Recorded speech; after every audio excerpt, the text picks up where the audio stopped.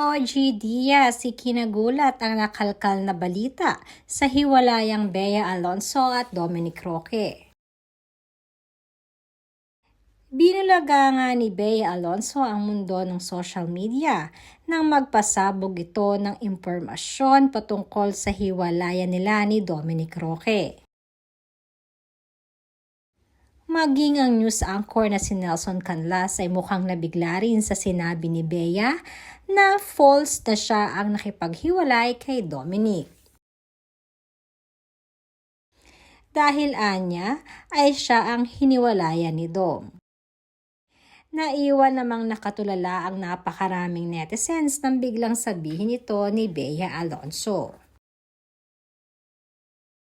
Kaya naman ang sunod na tanong ng mga marites ay bakit nga kaya nagawang mag-propose si Dominic ng kasal at nagawa din niyang makipaghiwalay kay Bea.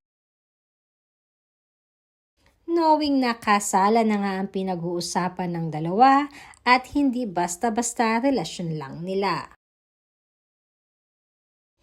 Kamakailan nga ay nag-file naman ang batikang kolumnista na si OG Diaz ng counter affidavit niya para sa naging kaso sa kanya ni Bea Alonzo.